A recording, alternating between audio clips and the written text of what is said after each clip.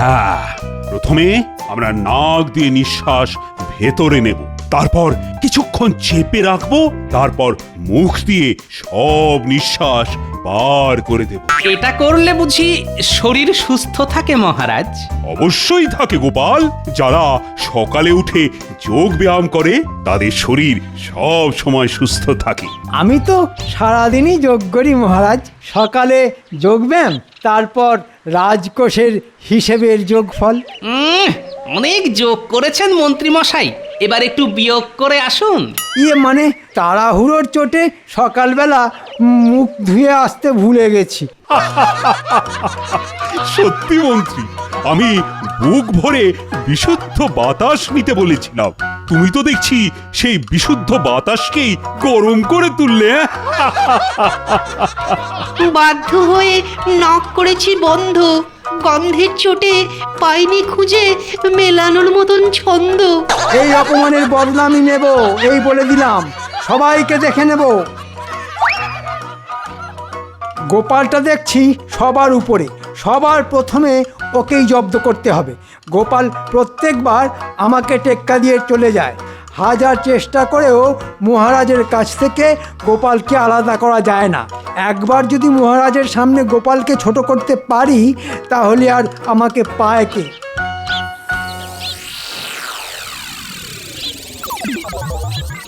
পেয়েছি পেয়েছি, একটা উপায় খুঁজে পেয়েছি।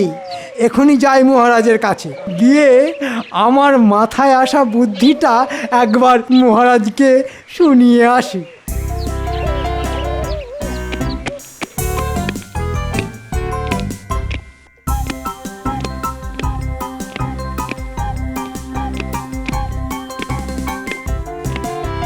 মহারাজ মহারাজ, মানে বাড়ির দিকেই যাচ্ছিলাম মহারাজ। রাস্তায় নিজের ছায়া পড়ে থাকতে দেখে আমার মাথায় একটা বুদ্ধি এলো, তাই বাড়ি না গিয়ে সোজা আপনার কাছে ছুটে এলাম। গন্ধের চোটে মহারাজ দেখছি অজ্ঞান হয়ে গেলেন। মহারাজ মহারাজ, উঠুন মহারাজ, একবার আমার বুদ্ধিটা শুনে দেখুন। ভাত হলো? ভাত তো অনেক আগেই হয়ে গেছে। তাই নাকি? তবে আর দেরি কেন? দুটি খেতে দাও তাড়াতাড়ি। তখন থেকে দেখছি অমন গামছা মাথায় মুছেই চলেছো। বলি অমন করে মুছতে থাকলে তোমার মাথায় বাকি যে কটা চুল আছে সে কটাও যে উঠে যাবে গো। আরে তাতে কি গিন্নি, গোপাল ভাঁড়ের মাথার দাম যে লাখ টাকা, তাতে চুল থাকুক আর নাই থাকুক। খালি বড় বড় ভাষণ, এদিকে কাজের কাজটি নেই। বলি ঘরের আড়ায় যে ঘুণ ধরেছে, কোন দিন না হুড়মুড় করে সব ভেঙে পড়ে। কেন? এই তো কদিন আগেই আড়ার বাঁশগুলোতে আলকাতরা মাখিয়ে দিলাম, এর মধ্যেই ঘুম ধরে গেল। বলি তোমার কি 24 মাসে 1 বছর হয়? সেই কবে বাঁশে আলকাতরা মাখিয়েছে? বছর ঘুরতে চললো আর বলে কিনা কয়েকদিন আগেই আলকাতরা মাখিয়েছে। আচ্ছা ঠিক আছে, হাতে পয়সা করি এলে না হয় একদিন পাঁচুকে ডেকে চাল নামিয়ে আড়ার বাঁশগুলোতে আচ্ছা করে আলকাতরা মাখিয়ে দেবো। হ্যাঁ, এই রে, ঠিক হয়েছে। আজ মাথায় বাঁশের গুঁড়ো পড়ছে, কাল বাঁশ ভেঙে পড়বে। এবার দয়া করে একটা কিছু ব্যবস্থা করো গো, না হলে চাপা পড়ে মরবো কোন দিন।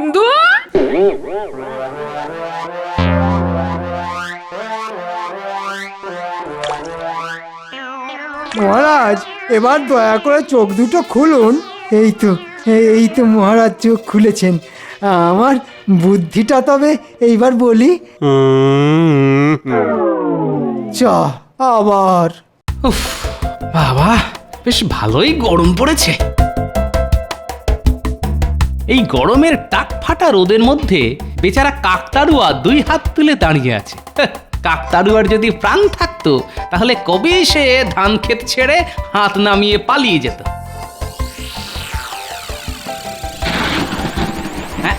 আরে এই যে দেখছি মেঘ না চাইতেই জল। না, তাড়াতাড়ি পা চালাই, না হলে ভিজে গায়ে রাজসভায় বসতে হবে। মুখ খুলবে না মন্ত্রী, যাই হয়ে যাক একদম মুখ খুলবে না। এই যে দেখছি মহান আছড়বান্দা। আচ্ছা বেশ বেশ, তুমি আমাকে যা বলতে চাইছো সব একটা পাতায় লিখে দাও, কিন্তু খবরদার মুখ খুলবে না একদম।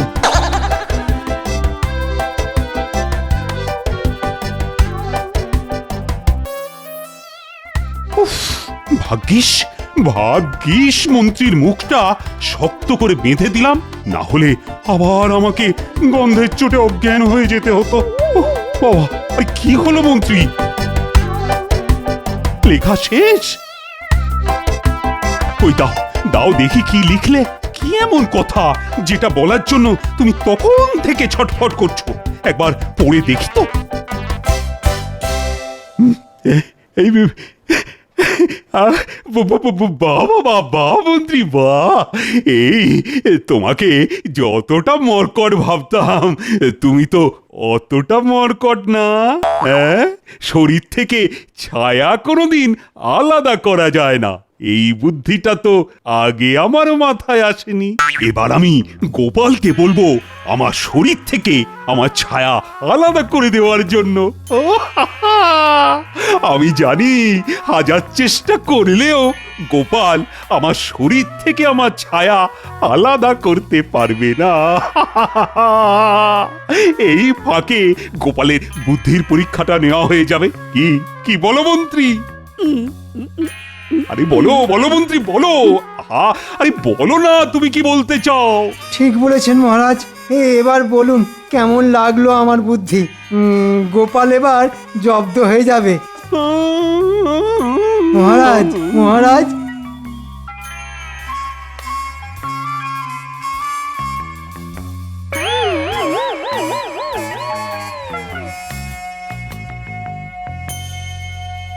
এ কি গোপাল? আর বলবেন না মহারাজ, রাস্তায় হঠাৎ বৃষ্টি এলো, হাতের কাছে এই গামছাটাই পেলাম, তাই জড়িয়ে নিয়েছি। গামছাটা আজ তোমাকে বৃষ্টির ভেজার হাত থেকে বাঁচিয়ে দিল গোপাল। আগে একদম ঠিক বলেছেন, গামছাটা না থাকলে যে আজ ভেজা গায়ে রাজসভায় বসতে হতো। হ্যাঁ, ভিজে গায়ে রাজসভায় বসলে জ্বর সর্দি এমনকি কাশিও হতে পারতো। তখন আবার রাজবৈদ্যকেই ডেকে পাঠাতে হতো। ঠিক বলেছেন মহারাজ, এই গামছা জিনিসটা বড্ড অদ্ভুত। এই গামছা আর মানুষের কপাল দুটোই কার কখন খুলবে কেউ জানতেই পারে না। কপাল নয়, এবার তোমার গামছা খুলবে গোপাল। গোপাল, রাজসভার ভিতরে দম বন্ধ হয়ে আসছে। চলো চলো, আমরা দুজন মিলে একটু বাইরের ঠান্ডা বাতাস খেয়ে আসি। বৃষ্টির পর বাইরে এখন ঠান্ডা বাতাস বইছে যে।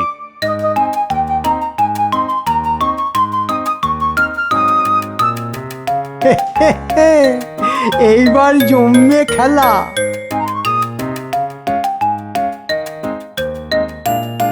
এ কি, কোথায় বৃষ্টি আর কোথায় ঠান্ডা হাওয়া?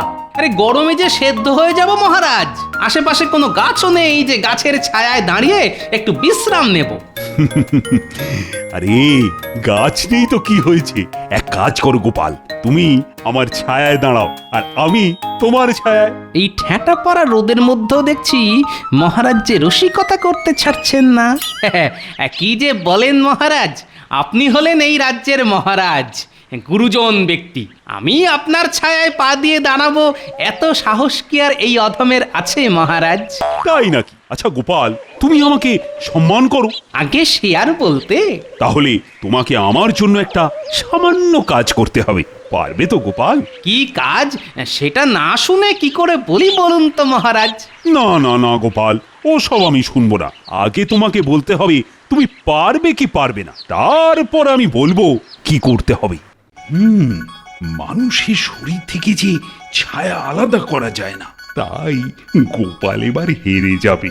তার আগে গোপালকে তো রাজি করাতে হবে। একটু মোটা অঙ্কের পুরস্কারের লোভ দেখিয়ে দেখি গোপালকে রাজি করানো যায় কিনা। কাজটা করতে পারলে আমি তোমাকে 500 মোহর পুরস্কার দেব গোপাল।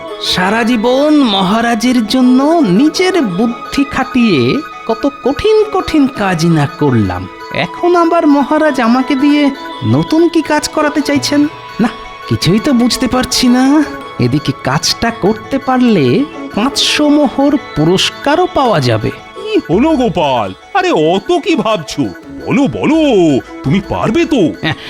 আগে গোপাল ভাঁড় পারবে না এমন কোনো কাজ কি আছে মহারাজ? আমি জানতাম গোপাল, আমি জানতাম তুমি রাজি হবেই হবে। এবার তাহলে আমাকে কি করতে হবে সেইটাই বলুন মহারাজ। বলছি বলছি, খুব সোজা কাজ।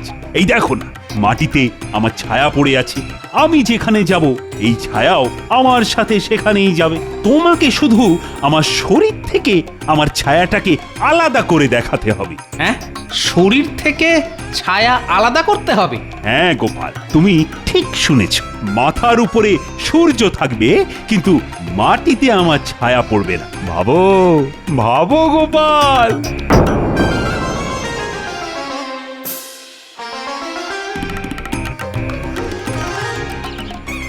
এই নাও, এই নিয়ে গুনে গুনে 5 বালতি হলো।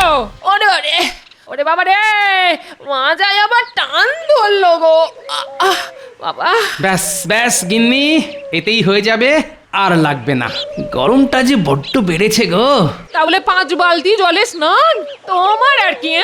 জল ভর্তি বালতিগুলো বয়ে বয়ে নিয়ে আমাকে আনতে হচ্ছে। আর বলো না গিন্নি, মহারাজের আবদার শুনে যে আমার গরম 3 গুণ বেড়ে গেছে। আবার এবার মহারাজ তোমার কাছে কি আবদার করলেন শুনি? মহারাজের আবদার হলো তার শরীর থেকে ছায়া আলাদা করে দিতে হবে। এবার তুমিই বলো, এই অসাধ্য সাধন আমি করব কি করে?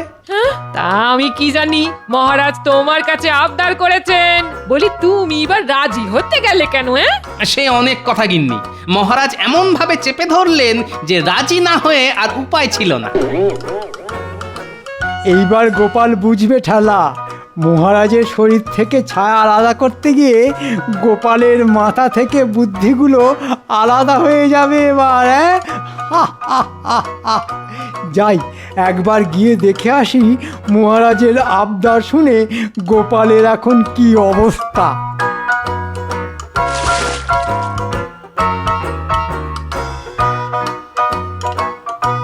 সর্বনাশ! এ কি গিন্নি, তোমার চুলে মুহূর্তের মধ্যে পাক ধরলো কি করে? হ্যাঁ, বোঝো কাণ্ড। বলি চুলে পাক ধরবে কেন? আমার মাথায় বাঁশের গুঁড়ো পড়ছে। হ্যাঁ হ্যাঁ হ্যাঁ, সেটাই তো দেখছি। বলি এইবার অন্তত ঘরের দিকটা একটু নজর দাও গো।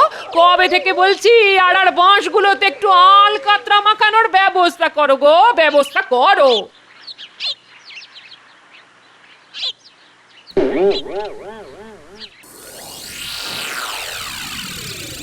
হ্যাঁ, ধরেছি। কেউ নিশ্চয়ই ওই পাঁচিলের ধারে দাঁড়িয়ে দাঁড়িয়ে আমার ঘরে আড়ি পাচ্ছে। ছায়ার মাথায় পাগড়ি। মন্ত্রী মশাই দাঁড়াও, দেখাচ্ছি মজা।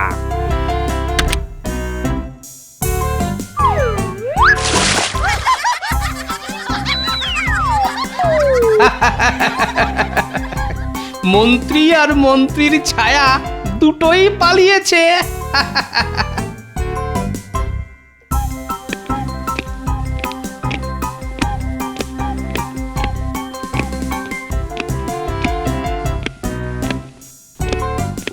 মহারাজ, মহারাজ!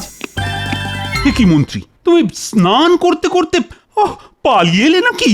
আগে না মহারাজ, আমি গোপালের অবস্থা দেখে আপনার কাছে ছুটে এলাম। সে কি? আরে গোপাল আবার কি করলো? কি করেনি তাই বলুন। আপনার আবদার শুনে গোপালের অবস্থা এখন দেখার মতন। কিভাবে আপনার শরীর থেকে ছায়া আলাদা করা যায় এই চিন্তায় গোপালের গরম বেড়ে গেছে। সে এখন দিনে 10 বার স্নান করছে, বুঝলেন? আচ্ছা বুদ্ধি দিয়েছো তুমি মন্ত্রী। আমার মনে হয় গোপাল না হাল ছেড়ে দিয়েছে। কাল সকালে গোপাল যখন রাজসভায় আসবে তখন আমি গোপালের ওই হেরে যাওয়া মুখটা দেখবো আর আনন্দে নাচবো। দেখলেন তো মহারাজ, বলেছিলাম না গোপাল এবার জব্দ হবেই। তাই তো দেখছি। আচ্ছা মন্ত্রী, তোমার সারা শরীর ভিজলো কি করে সেটা তো বললে না। আগে আমি গোপালের বাড়িতে গিয়েছিলাম গোপালের অবস্থা দেখতে। পাঁচিলের পাশে ঘাপটি মেরে দাঁড়িয়েছিলাম। তখনই আচমকা বৃষ্টি এলো মহারাজ, তাই এমন ভিজে গেছি।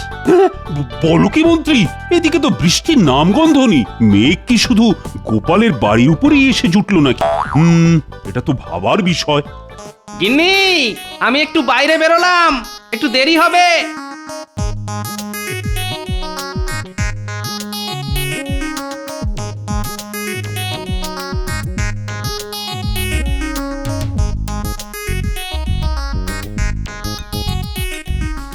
এই তো পেয়েছি পেয়েছি, উপায় খুঁজে পেয়েছি।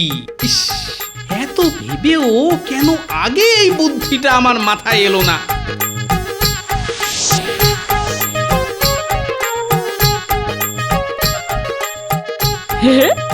বলি এত টাকা কোথায় পেলে শুনি? রাতারাতি বাঁশ আলকাতরা কিনে এনে ঘরের কাজে লেগে পড়লে যে? এখনো পাইনি গিন্নি, এবার পাবো। হ্যাঁ, বলি কি এ দেবে তোমাকে টাকা? কেন মহারাজ দেবেন? মহারাজের শরীর থেকে ছায়া আলাদা করে দিতে পারলে মহারাজ আমাকে 500 মোহর দেবেন বলেছেন।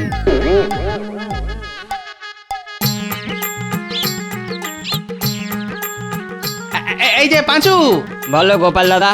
বাঁশগুলোর গায়ে ভালো করে আলকাতরা মাখাও, এমন ভাবে মাখাবে যাতে 5 বছর পরও বাঁশগুলো একেবারে অক্ষত থাকে, বুঝলে? কোনো চিন্তা করো না গোপাল দাদা, আমি আচ্ছা করে বাঁশগুলোর গায়ে আলকাতরা মাখিয়ে দিচ্ছি। কিন্তু গোপাল দাদা, এই কটা বাঁশের জন্য এত আলকাতরা কেনার তো কোনো দরকার ছিল না। ছিল ছিল, দরকার ছিল। ভাই পাঁচু, তোমাকে যে আরো একটা কাজ করতে হবে। কি কাজ বলো গোপাল দাদা, আমি এক্ষুনি করে দিচ্ছি।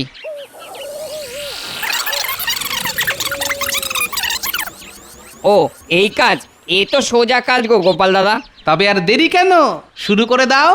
আমারও আর দেরি করা ঠিক হবে না, ওদিকে মহারাজ যে আমার জন্য অপেক্ষা করে আছেন।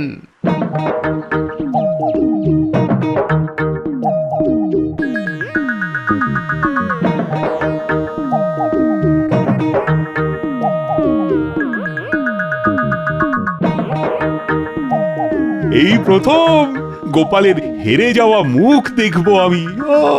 না জানি গোপালের হেরে যাওয়া মুখটা কেমন দেখতে হবে। আমার মনে হয় গোপালের হেরে যাওয়া মুখটা পচা কুমড়োর মতন দেখতে হবে মহারাজ। ঠিক বলেছেন মন্ত্রী মশাই, হেরে গেলে গোপালের মুখটা একেবারে পচা কুমড়োর মতোই দেখতে হবে।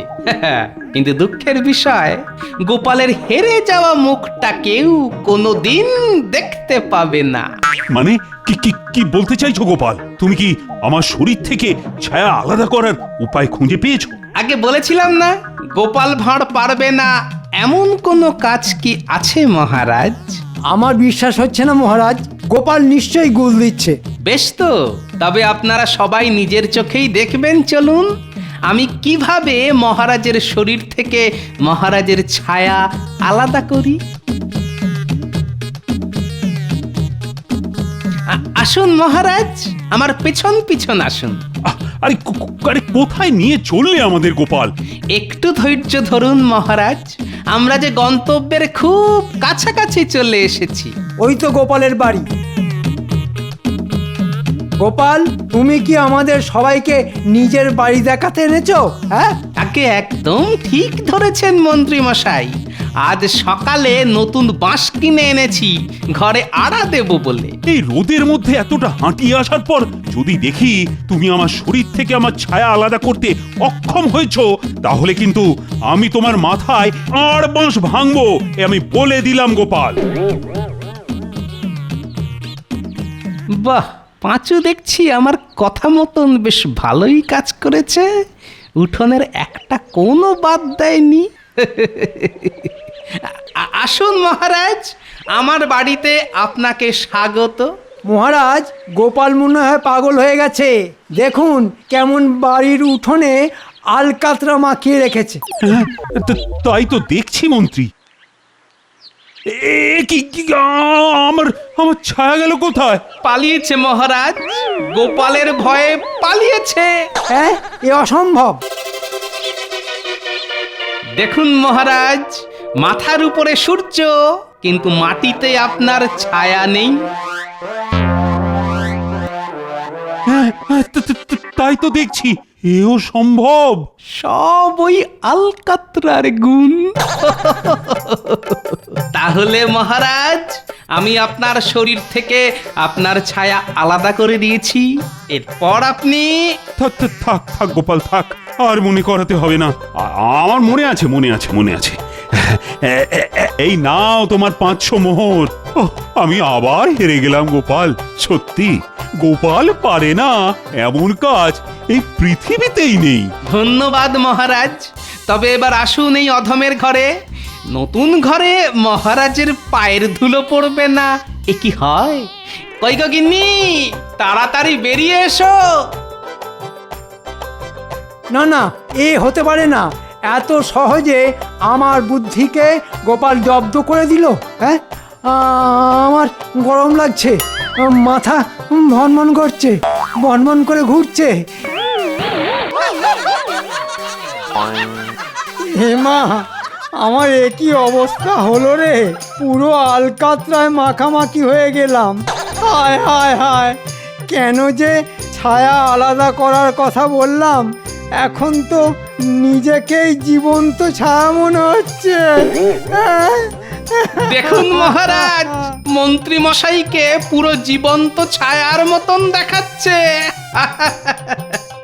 এবার বুঝবো কি করে কোনটা মন্ত্রী আর কোনটা মন্ত্রীর ছায়া?